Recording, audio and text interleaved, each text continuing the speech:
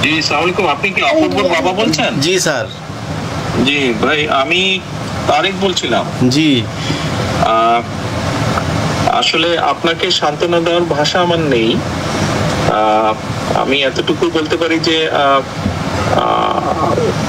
আমিও আমার ভাইকে হারিয়েছি, তো সন্তান হারানোর বেদনা থেকে বেশি হবে, কম হবে না। আসলে আপনার অপূর্বর জন্য দোয়া করা ছাড়া এই মুহূর্তে তো আল্লাহ দরবারে দোয়া করা ছাড়া আমাদের কিছু করার নেই। আর আর আমরা চেষ্টা করব আমাদের দলের অবস্থান থেকে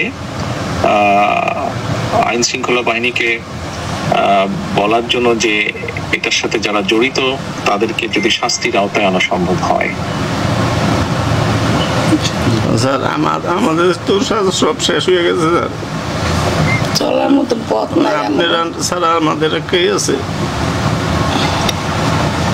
আমার কত রয়েছে, আমি আবার অসরই।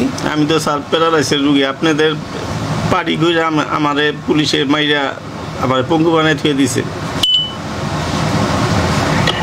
আপনার ছেলে তো দুইজন মধ্যে, অর্ণব এবং অপূর্ব না? না, 3 ছেলে। 3 ছেলে, আচ্ছা আচ্ছা। অপূর্ব মানে কি বড় ছিল না মেজো ছিল? একবার ছোট। আচ্ছা, অপূর্ব ছোট, বাকি দুইজন বড়। হ্যাঁ। আচ্ছা আচ্ছা আচ্ছা। আবার মরেছে এখন কাজ, এরকম কাজ নাই আর। আচ্ছা, আমরা দেখবো আমরা কতটুকু কি করতে পারি, আমরা চেষ্টা করব। আমাদের বহু নেতাকর্মী এইভাবে নির্যাতিত হয়েছে, বহু নেতাকর্মী এরকম সমস্যায় আছে। বহু দলের নেতাকর্মীর পাশেও বহু মানুষ আছে, বাংলাদেশের মানুষ, যারা গত 15 বছরে হোক আর এখনো বিভিন্ন ভাবে বিভিন্ন কারণে সাধারণ মানুষের বিভিন্ন ভাবে ক্ষতিগ্রস্তের সম্মুখীন হচ্ছে, ক্ষতিগ্রস্ত হচ্ছে। আমাদের অবস্থান থেকে আমরা চেষ্টা করব, এতটুকুই এই মুহূর্তে হয়তো আপনাকে আমি বলতে পারছি। আর আমাদের যদি আপনার যেহেতু শরীর খারাপ, আমাদের পক্ষ থেকে যদি কিছু করা সম্ভব হয় আমাদেরকে জানাবেন। আপনার কাছে শ্যামল মালুম গিয়েছে, আপনি ওর কাছেও বলতে পারেন। কোনো চিকিৎসার ব্যবস্থা যদি আমরা করতে পারি নিশ্চয়ই আমরা করবো ইনশাল্লাহ। হ্যাঁ স্যার। জি,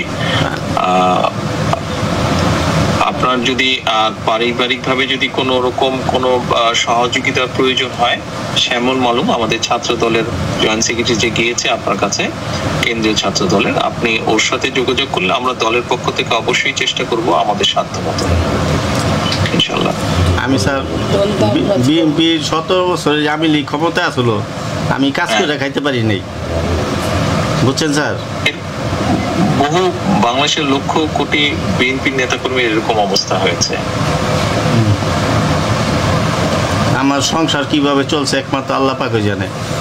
আপনাদের জন্য আমরা দোয়া করি, আমাদের মা খালেদা জিয়া ভালো থাকুক, সুস্থতা কামনা করি, আপনার শরীরও সুস্থ থাকুক, আমরা দোয়া করি। আমরাও আল্লাহর কাছে দোয়া করি যাতে অপূর্বর মতন এই ঘটনা যাতে দেশে না ঘটে, আমরা আল্লাহর কাছে সেই দোয়াই চাই, সেই রহমতি চাই।